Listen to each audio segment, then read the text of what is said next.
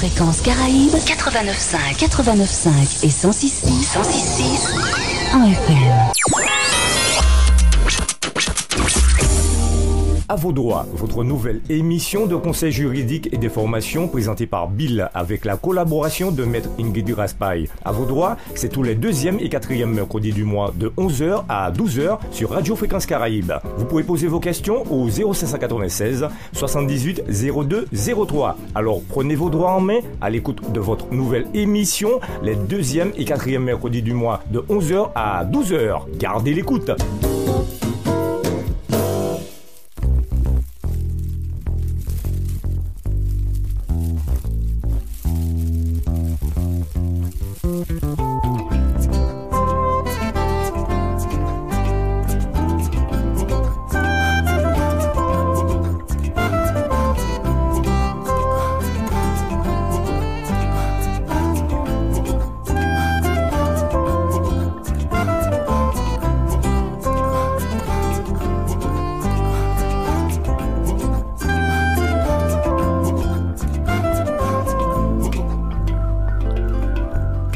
Mesdames, Messieurs, bonjour, belle bonjour tout le monde, bienvenue sur Radio Fréquence Caraïbes, émettant depuis le 1 boulevard du bord de mer, sur le territoire de la ville du Carbet. Si vous voulez 89.5 et 106.6 en FM, sans oublier le www.rfc.com.fr. Et bien évidemment, nos réseaux sociaux, Instagram, Facebook, n'hésitez pas à les liker évidemment. Et puis notre page donc web, où vous pouvez d'ailleurs réécouter toutes les émissions en replay.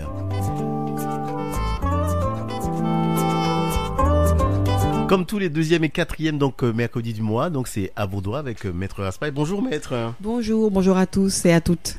Bienvenue donc comme d'habitude tous les 2e et 4e mercredis, comme je le disais, à vos doigts, avec chaque fois donc des thèmes différents. Et c'est vrai que c'est des thèmes, on va dire, un peu d'actualité. C'est la, comme on disait, la période de la saison. La saison. La saison. La saison mariale. Voilà, la saison mariale, parce qu'on parle de mariage. Après donc un premier volet, on va donc parler de deuxième volet, donc notamment donc des faits et obligations. Et on va donc discuter aujourd'hui, mettre précisément donc les conséquences du mariage. Oui, effectivement, on l'a vu il y a 2 semaines, la célébration, les conditions requises pour célébrer un mariage, et aujourd'hui nous allons aborder les conséquences et effets du mariage. Parce que le mariage est un statut très avantageux pour les couples, que je recommande par préférence à l'union libre, parce que le mariage est un contrat. Qui dit contrat dit droit et obligation, et finalement savoir à quoi on s'engage et ce à quoi nous avons droit est plus protecteur que l'union libre.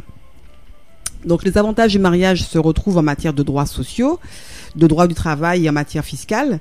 C'est une union qui implique des conséquences en termes de logement et de nom aussi pour les membres de la famille. Mais l'un des premiers avantages est que l'époux qui n'est pas couvert à titre personnel par la sécurité sociale peut bénéficier de la qualité d'ayant droit et donc bénéficier de la couverture sociale de son conjoint. Déjà, c'est un premier avantage. Si l'un des époux n'a pas de couverture sociale, il bénéficie de celle de son conjoint. Jusqu'à la dissolution du mariage. Donc en fait, il faut rester marié pour pouvoir en bénéficier. Simplement, après la dissolution du mariage, les prestations sont maintenues pendant 12 mois, et s'il y a des enfants, jusqu'à ce que le plus jeune atteigne l'âge de 3 ans. Donc déjà, le premier avantage, c'est une couverture sociale pour celui ou celle qui n'a pas de couverture personnelle. Alors, bon, je vais commencer un petit peu, c'est un peu triste de commencer comme ça, mais c'est un des avantages. En cas de décès de l'un des époux, le survivant aura le droit de percevoir la pension de réversion ou allocation de veuvage sous certaines conditions, en termes d'âge du conjoint survivant, de la durée du mariage, et puis aussi de ressources. Il y a un plafond de ressources du bénéficiaire, donc du conjoint survivant, pour pouvoir bénéficier de la pension de réversion. Donc c'est-à-dire la retraite qu'aurait dû percevoir le conjoint décédé. D'accord, très bien. Donc, dans la mesure où il ne pourra jamais la percevoir, sa retraite, évidemment, enfin, s'il meurt avant l'âge de la retraite, c'est le conjoint survivant, marié, et même les ex-maris ou femmes pourront également en bénéficier. C'est reversé aux conjoints survivants et à ceux qui ont été mariés à la personne décédée. D'accord. Donc, Mais donc même si la personne, l'ex-conjoint est remarié, il a le droit aussi de bénéficier de cette pension de réversion sous des conditions de ressources et de revenus. Il faut ne pas dépasser un certain seuil de revenus seul et un seuil de revenus en couple. D'accord. Voilà. Donc il y a une certaine sécurité, en tout cas pour ces personnes-là. C'est sûr que quand on est en union libre, je veux pas non plus prôner, je prône pas le mariage, Ouais. je parle en tant qu'avocat. Oui. En tant qu'avocat, c'est vrai qu'on aura vécu 30 ans en union libre avec quelqu'un, cette personne-là décède, on n'aura pas droit à sa pension de réversion, à la retraite qu'elle a dû percevoir. On est resté marié 30 ans ou 5 ans ou 10 ans avec quelqu'un, cette personne décède, on a le droit de percevoir une partie de la pension de la réversion. Voilà. Donc, bien sûr, à condition de remplir les conditions requises pour en avoir droit. Mais le seul fait d'avoir été marié avec la personne décédée est suffisante pour ouvrir la possibilité d'obtenir ce droit. Donc c'est pas très très gai, hein, on se marie pas dans l'espoir que l'autre décède pour laisser l'argent de sa retraite, c'est pas le but du mariage. Oui. Mais c'est la loi qui a prévu. C'est légal, hein, ce n'est pas voilà. Donc c'est pas la peine d'assassiner son conjoint. Voilà.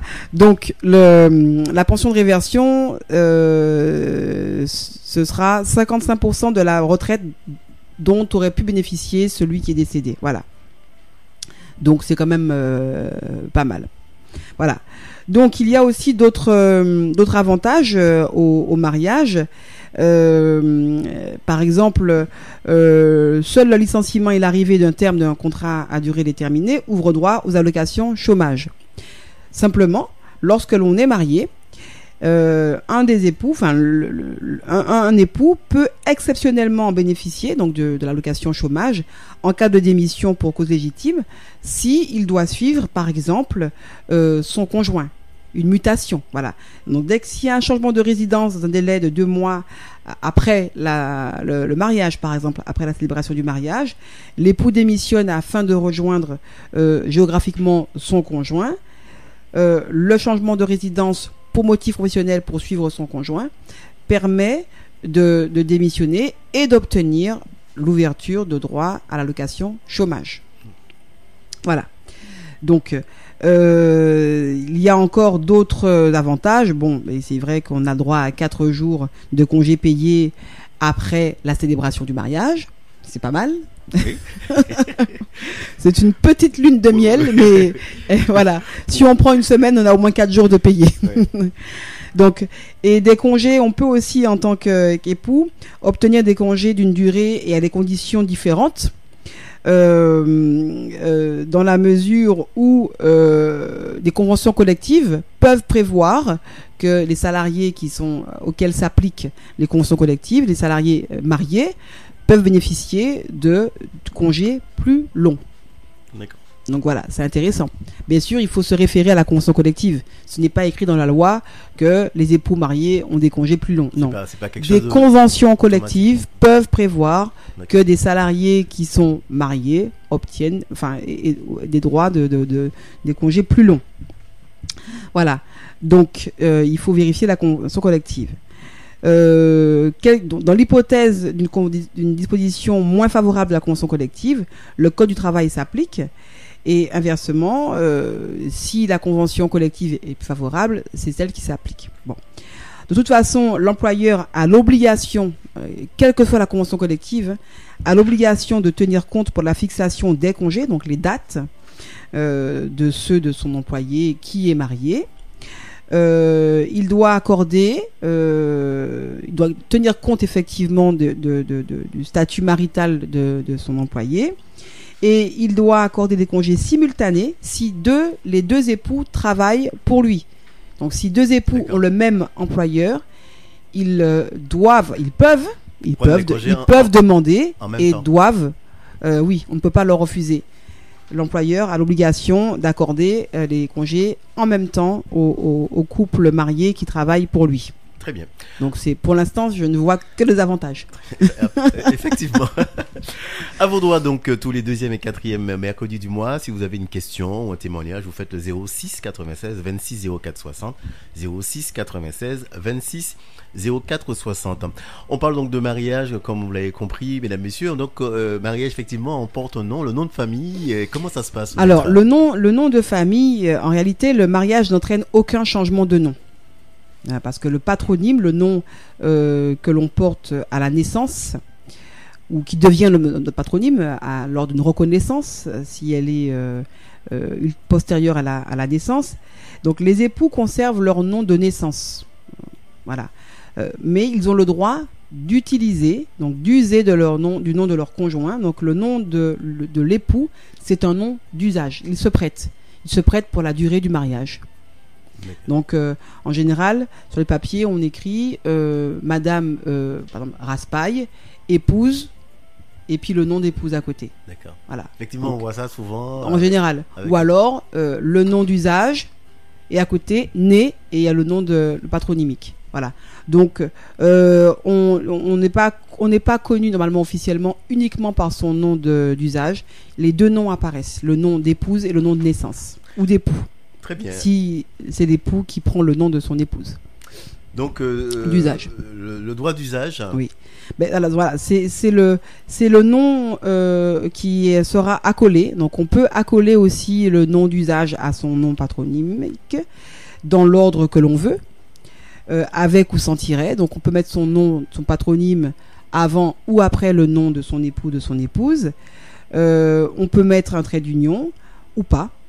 Mais en tout état de cause, le nom patronymique, c'est le seul nom et c'est le nom à vie des mariés. C'est leur nom de naissance. Donc, en fonction du type de dissolution de mariage, s'il y a divorce, le droit d'usage peut être modifié. En général, les époux et épouses, enfin les épouses, puisque c'est encore la tradition de porter le nom d'usage de son époux, renonce au nom d'usage après le mariage parce qu'elles veulent reprendre leur nom patronymique pour être appelées comme telles. Et il y a des épouses qui demandent à garder le nom d'usage pour des raisons sociales et familiales, parce que le mariage a duré 35 ans, 40 ans.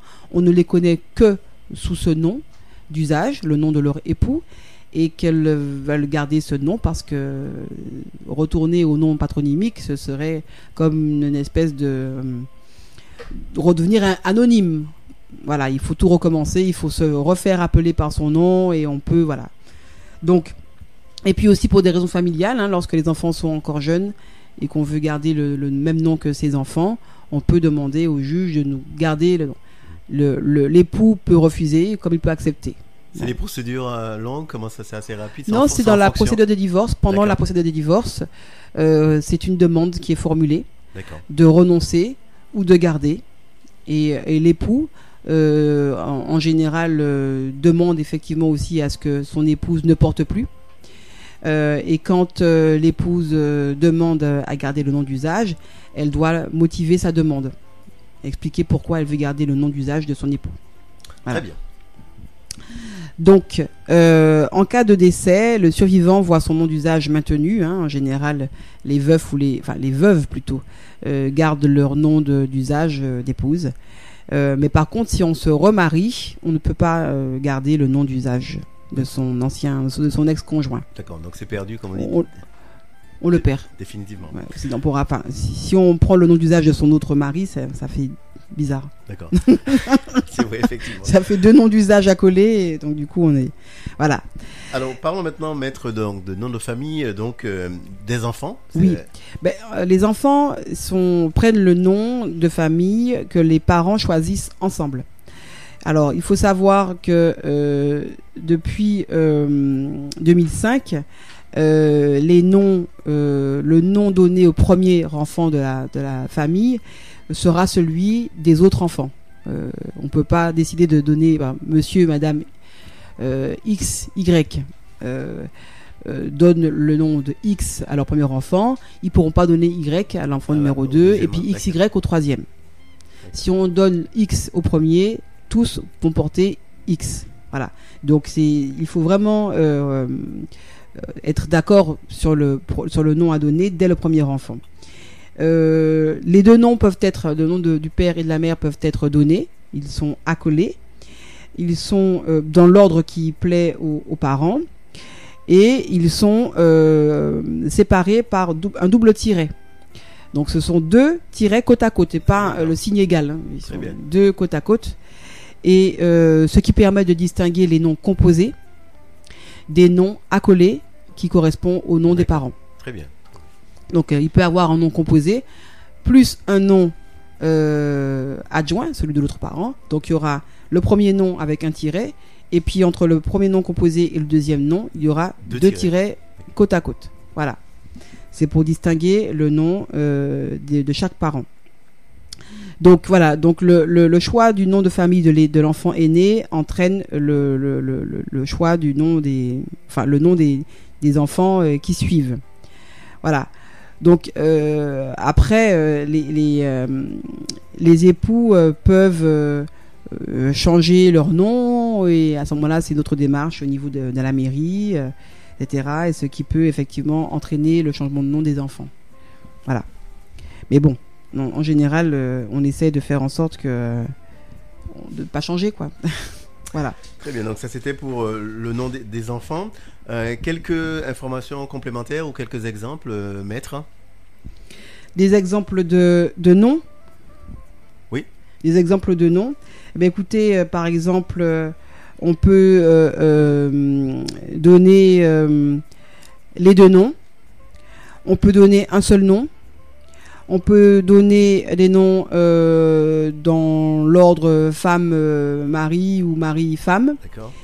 Et on peut qu'est-ce qu'on peut, c'est tout, hein, je crois qu'on a fait toutes les probabilités. On peut aussi donner le nom de la mère. C'est une nouveauté une nouveauté qui date quand même de nombreuses années. Avant effectivement le nom patronymique c'était le nom du père. Maintenant on peut donner le nom de la mère. Et sans pour autant que l'enfant soit considéré comme naturel. Le nom de la mère ne fait pas de lui un enfant naturel. D'accord. C'est le choix des parents que d'avoir donné le nom de la mère comme patronyme. Ce sera le patronyme. C'est important de le préciser. Ce ne sera pas un nom d'usage, ce sera le patronyme. C'est important de le préciser. Voilà, oui, c'est le patronyme. À vos droits donc avec Maître Raspail. Je rappelle, si vous avez une question, un témoignage, vous faites le 06 96 26 04 60. Qui dit mariage dit obligation, maître. Donc parlons des obligations. Alors, les obligations, écoutez, qui découlent du régime du mariage, découlent du régime matrimonial. Donc, il y a des obligations à l'égard entre époux et à l'égard de leur foyer. Donc, entre eux, les époux, lorsqu'ils célèbrent leur mariage et qu'ils signent à la mairie, ils se doivent fidélité, secours et assistance. Ça, ils savent que ce sont au moins les obligations qu'ils doivent connaître parce qu'on leur lit les articles du Code civil et ils savent à quoi ils s'engagent à ce niveau-là. Sauf qu'effectivement qu'il y a des obligations qui ne sont pas toutes dites lors de la célébration parce que ce serait trop long. Notamment, déjà, avoir une résidence commune. Il faut une résidence commune. Il y a effectivement le mariage oblige les époux à vivre ensemble, à avoir une résidence commune. Ce qui n'empêche effectivement les époux qui, pour des raisons professionnelles, ne peuvent pas vivre sous le même toit, à établir une résidence commune quand même. Donc, un des deux époux, pour des raisons professionnelles, a un pied à terre près du travail. Il n'empêche que ça peut être la résidence de la femme qui est la résidence commune. D'accord. Donc, même si la vie commune, pour des raisons pratiques, est séparée, mais il faut quand même un foyer. Voilà.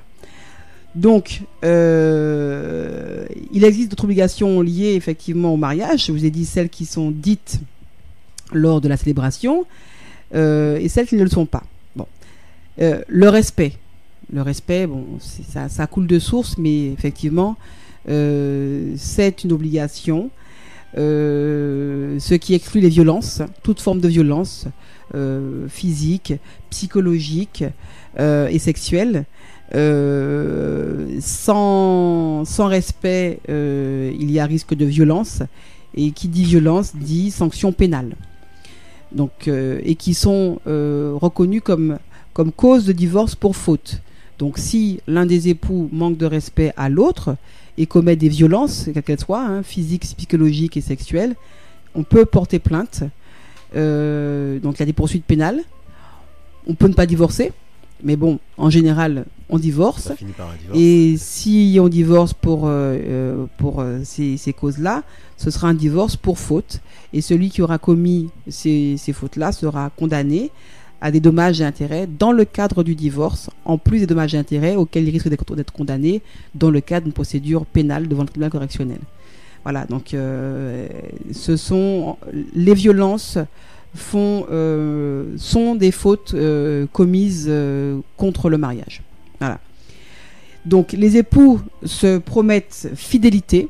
Ça, c'est vraiment une obligation qui est énoncée lors de la célébration du mariage. Qui dit fidélité dit le respect, évidemment, mais aussi c'est un engagement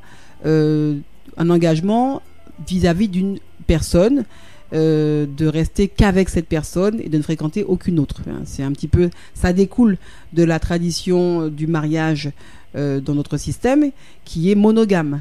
Et donc, si la polygamie est interdite en France, il en découle que le mariage, le contrat, doit s'exécuter dans cette même logique de monogamie. On ne se marie pas avec quelqu'un d'autre pendant le mariage, mais on n'a pas d'autres personnes pendant le mariage. Que sa femme. Voilà, que sa femme. C'est la suite. C'est une logique en fait, puisque c'est la monogamie. Donc l'adultère. Donc le fait d'avoir une relation extra-conjugale dans certains contextes constitue également une cause de divorce pour faute. Donc contexte parce que c'est vrai que il est de plus en plus difficile de divorcer pour faute et de causer la faute sur l'adultère, parce que déjà il faut rapporter la preuve. Ouais. C'est pas toujours facile. Et puis, quand on est victime d'adultère, eh bien, il faut pas rester après, parce que ça signifie qu'en restant dans la vie commune, on a pardonné. Et donc, ce n'est plus considéré comme une faute par le tribunal. Et si on reste après avoir découvert que l'époux ou l'épouse a une relation extra-conjugale, c'est pardonné. Donc, il faut, en général, après la découverte, rompre la vie commune pour en faire une cause de divorce. Sinon, ça ne passe pas.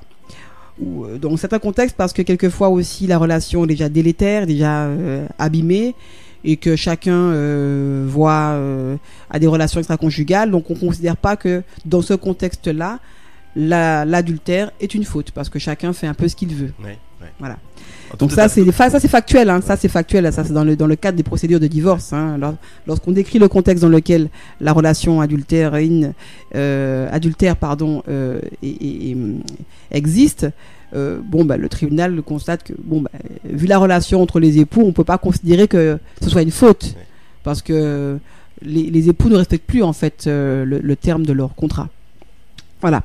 Mais quand même, il faut respecter l'obligation de fidélité pour ne pas encourir un divorce pour faute et des dommages et intérêts. Ils doivent aussi, les époux, céder en cas de besoin, maladie, mentale ou physique, licenciement. Donc c'est le devoir de secours.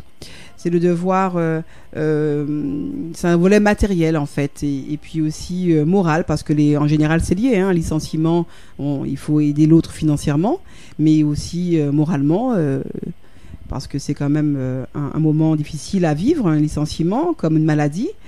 Donc, les époux doivent céder, doivent s'entraider financièrement en fonction des aléas de la vie, et ils se doivent aussi assistance. Donc voilà, en fait, ce sont les trois obligations, fidélité, secours, assistance. Ce sont les trois obligations qui sont lues lors de la célébration. Et l'assistance, c'est le volet moral, c'est-à-dire être un soutien pour son époux ou son épouse. Voilà.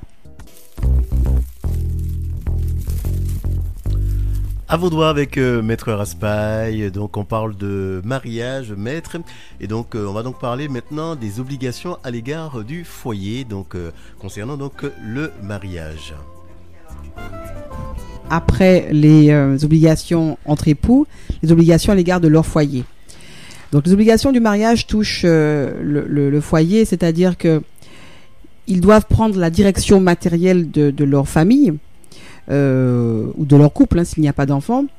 Les époux pourvoient ensemble aux besoins du foyer, c'est-à-dire la contribution aux charges du mariage. Ils doivent ensemble payer les factures, tout simplement, payer les dettes, les factures, ensemble, en fonction de leurs ressources respectives, de leurs revenus respectifs. Effectivement, s'il y en a un des deux qui gagne très très très bien sa vie et l'autre moins bien ou pas du tout, ce sera celui qui ne travaille pas ne pourra rien payer, et celui qui travaille paiera tout. Et si les revenus sont différents, c'est à proportion de ses capacités. D'accord. Mais bon, on doit quand même ensemble contribuer aux charges du mariage. Alors cela arrive que pendant le mariage, en général, c'est les épouses qui saisissent le juge aux affaires familiales au fin d'obtenir la condamnation de leurs époux à la contribution aux charges de mariage. Ça arrive. J'ai connu ça. J'ai eu à traiter de ces dossiers-là. C'est rare, très très très rare. Puisque en général, si on en arrive à saisir un juge pour obtenir que l'autre contribue aux charges de mariage, le mariage est presque terminé. Donc on va directement au divorce. Mais bon, ça peut être aussi un moyen de rester marié et juste faire prendre conscience à l'autre qu'il doit participer aux charges du mariage. Voilà. Donc c'est pour assurer ensemble leur protection et l'éducation de leurs enfants s'il y en a et leur avenir. C'est une obligation vraiment qui permet d'équilibrer aussi les droits et obligations de chacun sur chacun. Voilà. Ne pas faire supporter à l'autre tout parce qu'il peut et puis faire de son salaire son argent de poche, par exemple. Donc, il y a aussi l'éducation des enfants. L'éducation des enfants est une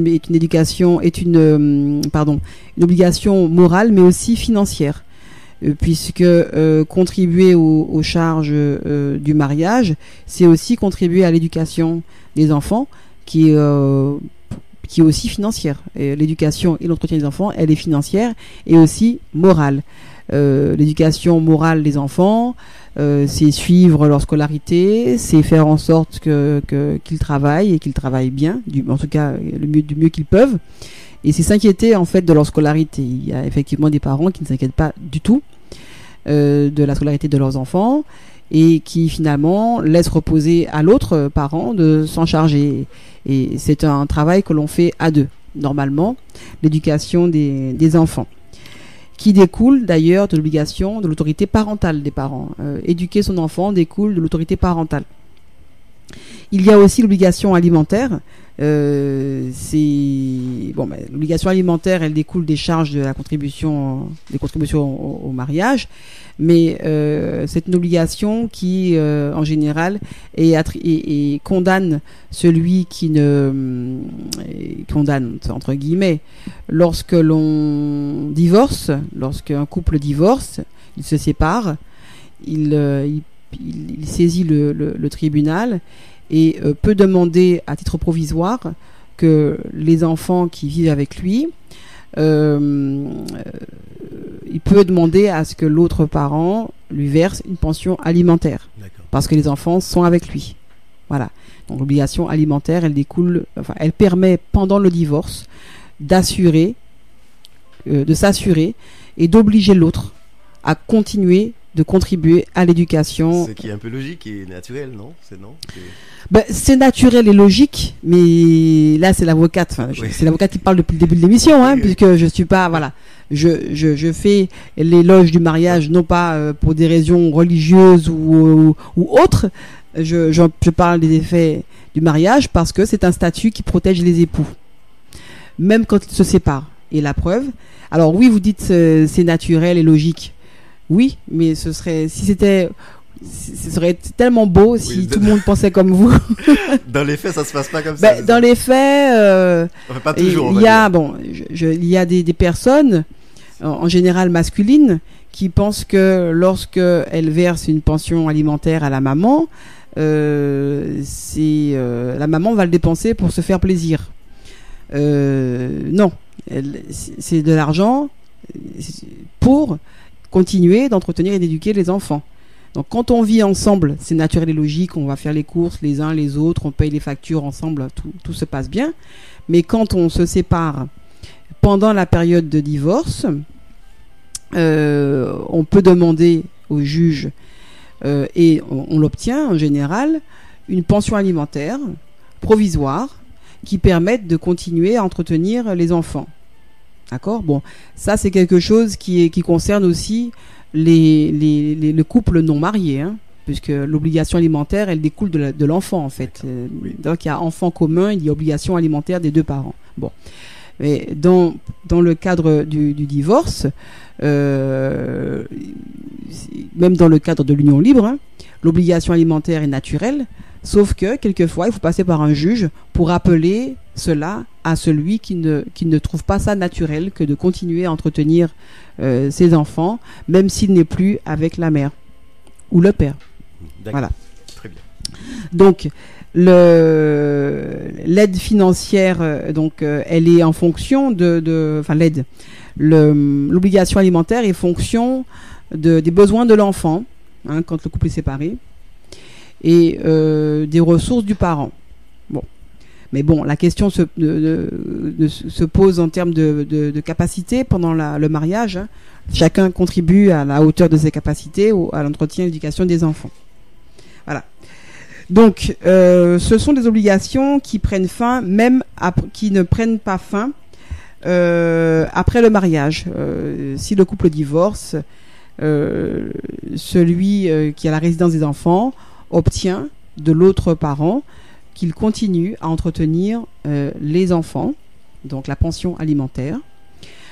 Pendant une procédure de divorce, puisque ça met quand même quelques années, quelquefois entre 1 an et 2 ans, voire plus, pendant une procédure de divorce, celui ou celle qui avait moins de ressources, de revenus que l'autre, peut demander au juge et l'obtenir un devoir de secours, c'est-à-dire le devoir de secours dont on parlait tout à l'heure pendant le mariage, qui est de s'entraider, hein, financièrement.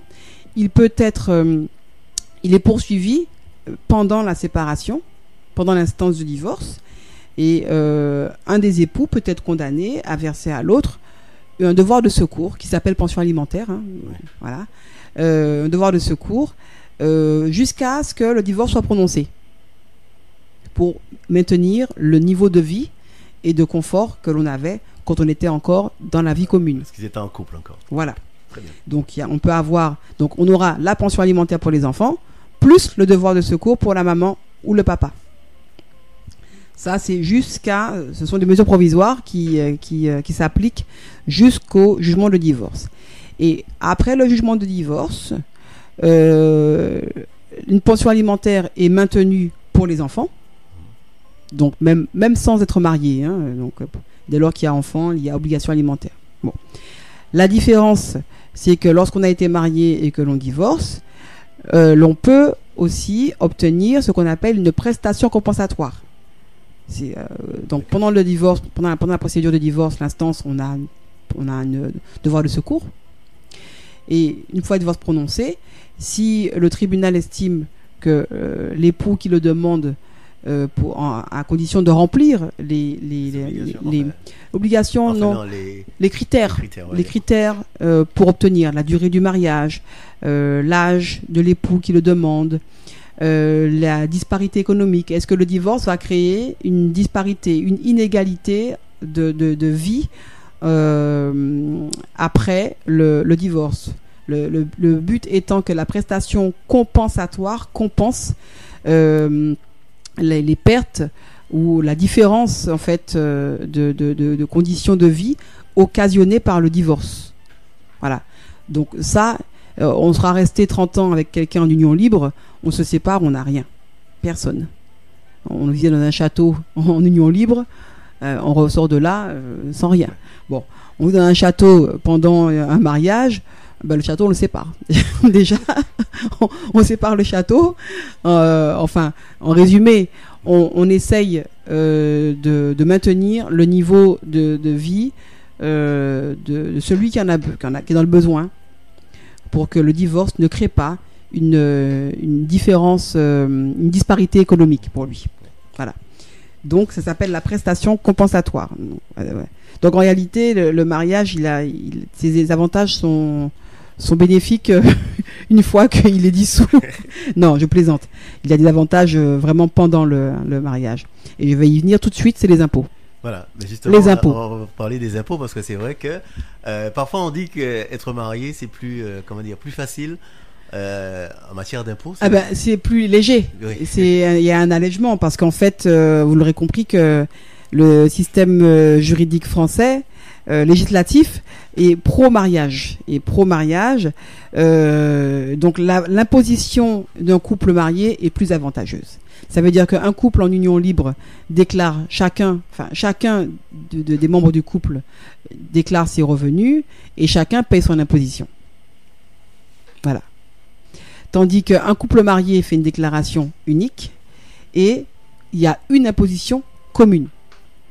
Et le taux d'imposition est différent et plus avantageux pour le couple marié. Donc, je ne vais pas rentrer dans les détails d'imposition, de tranches, etc. parce que et de calcul, mais il faut noter tout simplement que une imposition unique a un taux différencié est plus avantageux pour le couple marié que pour le couple en union libre. Voilà. Et puis lorsqu'il y a des enfants communs, les parents en union libre ne peuvent pas déclarer chacun les enfants. Enfin, ou alors s'il y a 2 enfants, il y en a un couple, enfin un des membres peut prendre un enfant et mettre l'autre un. Donc ça, c'est possible. Et par exemple, s'il y a un seul enfant, il n'y a qu'un membre du couple en union libre qui peut avoir cet enfant sur sa fiche d'imposition, enfin sa déclaration d'imposition. Voilà. Donc le couple marié déclare ses enfants et les deux bénéficient de la charge fiscale déductible que représentent les enfants. Voilà, le quotient. Donc, si vous voulez, c'est vrai que les impôts, c'est quand même une charge financière qui est importante dans un foyer. Et c'est vrai que s'il y a un époux qui gagne très bien sa vie par rapport à l'autre, ça a un intérêt pour lui, parce que les revenus de l'autre qui sont inférieurs aux siens lui permettent de payer moins d'impôts que s'il était tout seul. Ça va compenser effectivement. Ah ben ça compense. Voilà, il va payer moins d'impôts en étant marié qu'en étant seul. Voilà. Donc si vous voulez, moi je pense que déjà en termes d'imposition, c'est pas mal. Et les enfants aussi donc entraînent un avantage fiscal, puisque chaque enfant à charge augmente le nombre de parts du quotient familial et permet de réduire le montant de l'impôt sur le revenu. Donc chaque enfant à charge. Donc, autrement dit, faites des enfants. Faites des enfants et puis mariez-vous. Ou plutôt mariez-vous, faites des enfants. Oui, c'est plus logique comme ça. Parce que on se marie sans enfants, on n'a pas de charge, voilà, ça n'apporte pas. Mais bon, dans les deux sens, un jour ou l'autre, les enfants vont. Mais oui, c'est vrai que c'est intéressant fiscalement d'être. C'est plus intéressant d'être marié qu'en union libre, ne serait-ce que fiscalement. À vos droits donc avec Maître Raspail, donc on parle de mariage, vous l'avez compris. Maître, on parle maintenant de logement, puisque ça fait partie aussi du mariage. Le logement, comme je vous ai dit tout à l'heure, l'obligation de communauté de vie fait partie du mariage. Il faut une résidence commune, un foyer, en fait. C'est aussi le foyer fiscal. Hein, le mariage constitue un foyer fiscal. Donc le logement, c'est une protection aussi pour les mariés. Si les deux époux vivent dans un logement qu'ils louent, c'est la résidence commune, même s'il ne leur appartient pas. Si les deux époux, donc si un époux signe un bail, un seul époux signe le bail, peu importe, l'autre époux est co-titulaire du bail, même s'il n'y a qu'une signature. D'accord. Dès lors qu'on est marié, on est de fait et de droit co-titulaire du bail. Même si le bail a été conclu avant mariage par un seul. Très bien. Dès lors que le mariage a été acté, donc la personne devient co-titulaire. Voilà, donc l'autre a autant de droits sur le bail que son époux qui a signé en premier. Donc il faut donner également congé, donc le bailleur doit donner congé aux deux, et non pas à un seul, sinon c'est inopposable à l'autre. Donc on a deux titulaires du bail. Donc il faut considérer l'autre, l'époux, comme un titulaire du bail à part entière. Et si le bailleur doit s'adresser à un, c'est aux deux. Sinon, c'est inopposable. Si le bailleur donne congé à un, donc au premier signataire, c'est inopposable à l'autre époux. D'accord ? Donc le congé, il faut le donner aux deux.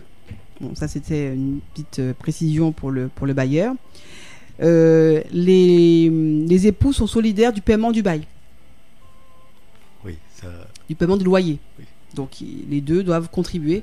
Encore une contribution aux charges du mariage. Le loyer est une contribution aux charges du mariage. Donc lorsque le mariage signe la dissolution, le bail sur le logement est attribué à un seul époux, selon les circonstances. En fait, le bail, il peut être attribué pas forcément à celui qui l'a signé en premier. Il peut être attribué à celui qui en a besoin. Il peut être attribué à celui qui a la résidence des enfants, pour ne pas avoir à la déménager avec les enfants, et pour rester dans le cadre familial que les enfants ont toujours connu, ou connaissent en tout cas, pour ne pas les bousculer pendant le divorce. Donc en tout cas, ça devient le domicile conjugal, et chacun y a droit. D'accord. 2 mots maîtres sur la propriété. La propriété, donc selon le régime matrimonial, donc ça peut faire l'objet d'une autre émission, le régime matrimonial. Donc selon le régime matrimonial choisi par les époux, la propriété du logement peut être impactée. C'est-à-dire que si le logement a été acquis avant le mariage par l'un des époux, le régime matrimonial de la communauté fait que c'est un bien propre. Ça veut dire que celui qui est propriétaire d'un bien qu'il a acquis avant le mariage demeure seul propriétaire de ce bien. Et à ce moment-là, écoutez, c'est lui qui reste dans son bien, sauf cas particulier, sauf contexte particulier où il peut accorder à son époux ou épouse le droit d'y habiter le temps que les enfants grandissent. L'époux ou l'épouse qui a les enfants peut demander au tribunal de lui accorder la jouissance. Et en général, quand c'est un bien propre, c'est plus difficile de l'obtenir, mais pour des raisons financières justifiées, on peut l'accorder à l'époux qui en fait la demande, qui n'a pas les moyens de se reloger, par exemple. Si c'est un logement acquis après le mariage, c'est un logement qui appartient aux deux s'ils sont mariés sous la communauté, et s'ils sont mariés sous la séparation de biens, c'est un logement qui appartient aux deux, mais sous le statut de l'indivision et à proportion de sa participation au paiement de la traite, de l'acquisition de ce bien. Et si c'est un logement donné ou hérité, c'est un logement qui revient à celui qui en a hérité. Voilà, c'est ce que je peux dire sur le logement. Donc ce sont des questions qui peuvent être abordées de manière plus précise, approfondie lors d'une prochaine émission. Bien, d'accord. Je pense, puisque le régime matrimonial fait partie aussi du mariage, et c'est une décision que l'on prend que l'on prend en général avant de se marier, et on peut la prendre aussi après le mariage, et on peut changer de régime matrimonial. Très bien. Ben, ça fera un sujet donc d'une autre émission, donc oui. À vos droits. Deux mots donc, maître Arnaud, sur la filiation. Oui. Alors la filiation, ce sont c'est le lien entre des parents et leur enfant, le lien juridique. C'est la preuve que l'enfant est bien celui de monsieur et de madame. Donc, il arrive que des couples se marient et que des enfants préexistent le mariage. Quelquefois, ils reconnaissent l'enfant de l'autre. Ça établit un lien de filiation. Même si c'est une reconnaissance de complaisance, mais ça établit un lien de filiation. Bon. Le mariage a pour effet, lui aussi, d'établir une filiation. Dès lors que l'on est marié et qu'un enfant naît, il est automatiquement affilié au mari de la femme qui accouche. Si ce n'est pas le cas, il faudra faire une procédure de contestation de paternité, par exemple, ou alors de reconnaissance. Mais ça arrive effectivement que l'enfant n'est pas du mari. Mais comme l'enfant naît pendant le mariage de sa mère, c'est forcément l'enfant de son mari. Donc voilà, donc la filiation est établie par le mariage. Donc la filiation donc due au mariage confère l'autorité parentale aux parents qui ont vis-à-vis de l'enfant des devoirs et obligations. Voilà. Donc en tant que parents, ils ont la responsabilité morale, civile et pénale de leurs enfants jusqu'à leur majorité. Ce sont eux qui autorisent les enfants à faire telle ou telle chose. Les cadres de sortie scolaire, par exemple, d'aller par-ci ou d'aller par-là, de voyager, quitter le territoire. Tout ça relève de l'autorité parentale. Voilà.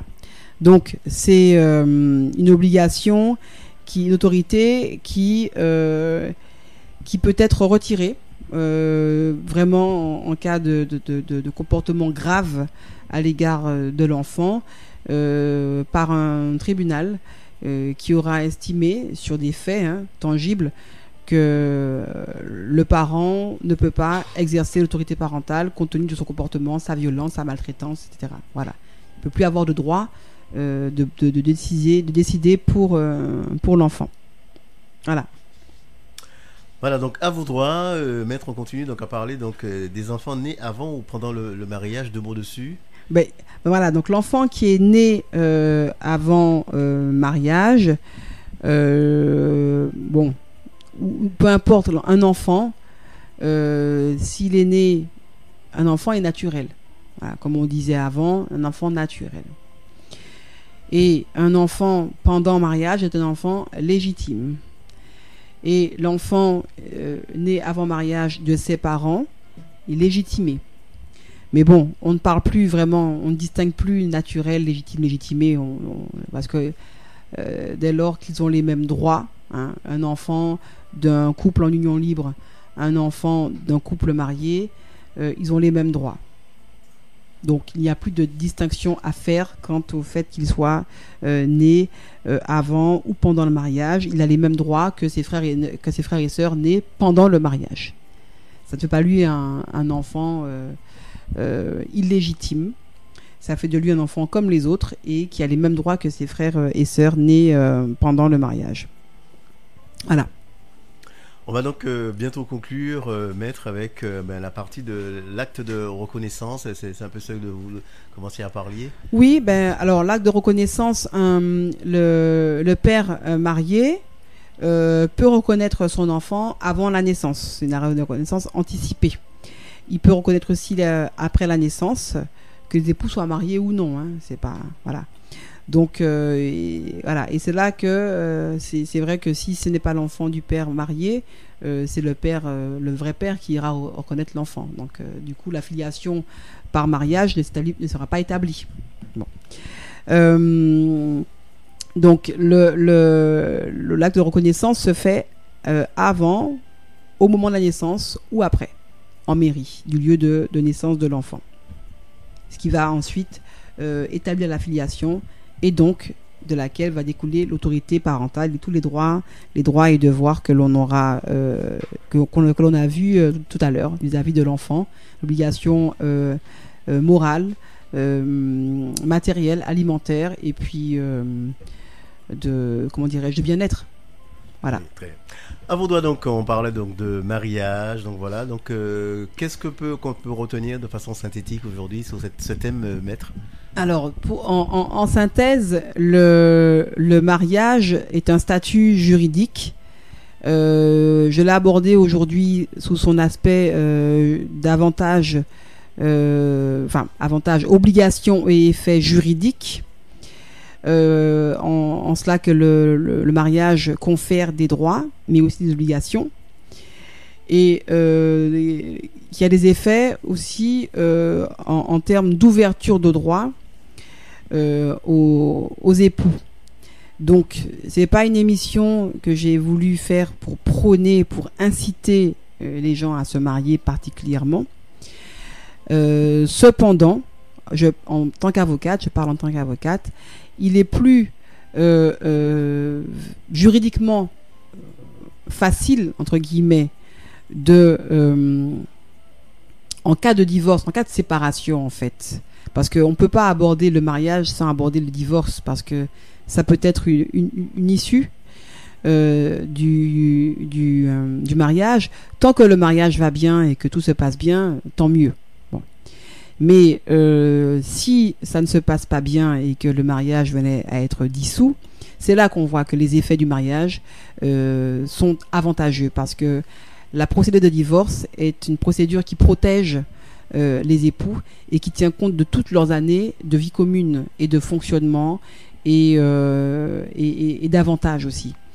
Ce qui fait que, effectivement, c'est un statut protecteur pendant le mariage. Et c'est un statut qui donne des effets après sa dissolution, parce que on ne peut pas, le système juridique, le statut juridique du mariage ne balaye pas d'un revers de main comme ça les 20 ans, les 5 ans, les 10 ans de mariage. On tient compte de la durée du mariage, on tient compte de la situation des époux pendant le mariage et après le mariage. On tient compte de l'investissement des époux et épouses, je dis époux parce que je généralise, des époux et des épouses pendant le mariage. Et tout ça permet ensuite, en cas de séparation et donc de divorce, de rééquilibrer les effets du divorce et de faire en sorte que celui qui va souffrir financièrement en fait de cette séparation soit quand même un petit peu soit protégé. Voilà, pour moi le mariage est un statut protecteur et cela protège aussi les biens. Ça protège aussi les biens parce que dans la mesure où on a acquis en commun, ça protège l'autre. Le fait d'avoir simplement acquis pendant le mariage suffit à donner un droit à celui qui n'a pas pu forcément investir financièrement.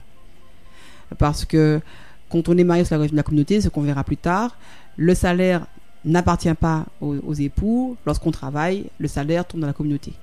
Donc peu importe celui qui a remboursé la traite, s'il était seul ou pas seul, le fait d'avoir acquis pendant le mariage, on est considéré comme avoir le même droit sur le bien. Donc, en résumé, c'est un statut.